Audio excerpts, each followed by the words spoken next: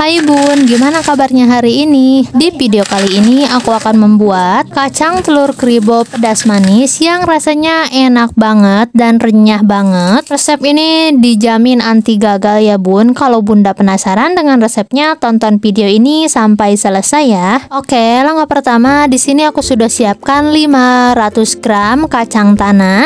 Ini kacang tanahnya akan aku cuci bersih terlebih dahulu. Nah, ini kacang tanahnya sudah aku cuci bersih. Langkah selanjutnya akan aku sangrai. Sangrai kacang tanah menggunakan api sedang. Ini untuk menyangrainya cukup sampai kacang tanahnya itu kering ya. Jangan sampai matang, karena kalau disangrainya sampai matang, nanti kulit ari dari kacangnya itu akan terkelupas dan nanti kacang tanahnya itu pas digoreng tidak menempel dengan adonan ya Bun. Nah, ini kacang tanahnya sudah kering, tidak basah lagi pas dipegang. Lalu diamkan kacang tanah sampai suhu ruang ya.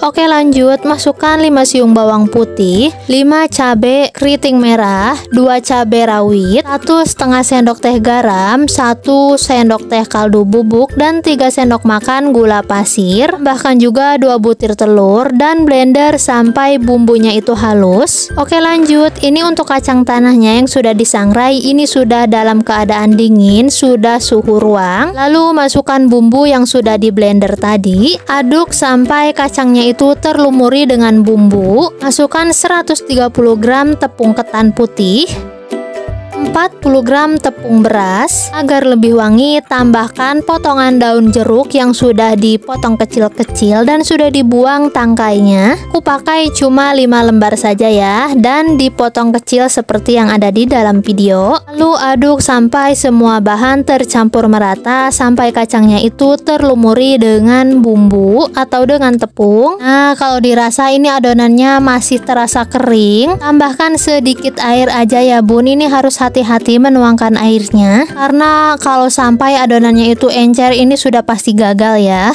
Nah, untuk adonan kacang disco kribonya ini seperti ini ya, padat dan juga menggumpal. Oke, langkah selanjutnya akan aku goreng. Ini pastikan ya, sebelum menuangkan adonan kacangnya ini, minyaknya itu harus benar-benar panas, dan untuk menggorengnya ini menggunakan api sedang cenderung kecil ya. Dan kalau adonannya sudah dimasukkan ke dalam minyak yang panas, harus cepat dihancur-hancurkan seperti yang ada di dalam video, agar nanti hasil kacangnya itu terpisah, tidak menggumpal. Jadi harus langsung dipisah-pisahkan atau diaduk-aduk, pokoknya seperti yang ada di dalam video ya Bun. Kalau kacangnya sudah terlepas, goreng sampai kecoklatan dan jangan lupa sesekali dibolak-balik. Kalau warna kacangnya sudah berubah coklat keemasan seperti yang ada di dalam video, lalu angkat dan tiriskan.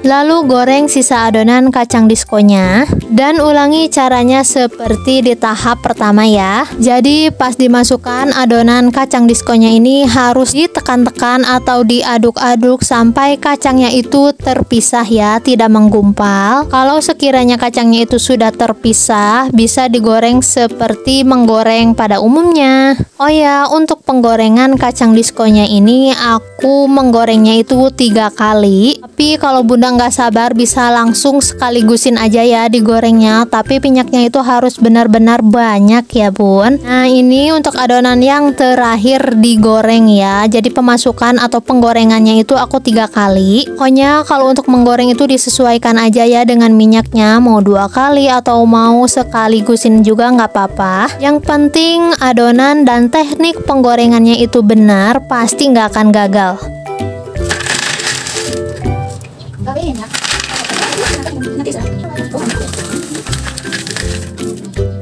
Dan ini dia hasil kacang disco kribonya.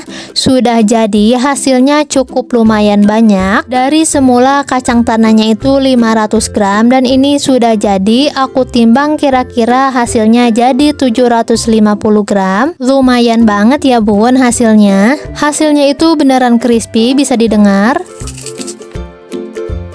Oke, kalau kacang diskonya atau kacang kribonya sudah dingin, bisa dikemas dengan toples yang cantik. Soal rasa ini sudah pasti enak, rasanya itu manis, gurih, dan agak sedikit pedas. Dan gak kalah penting itu teksturnya crispy banget, jadi wajib banget dicobain ya resepnya. Terima kasih sudah menonton, jangan lupa dukung terus channel Intip Dapur Adiba dengan cara like, komen, dan subscribe. Terima kasih.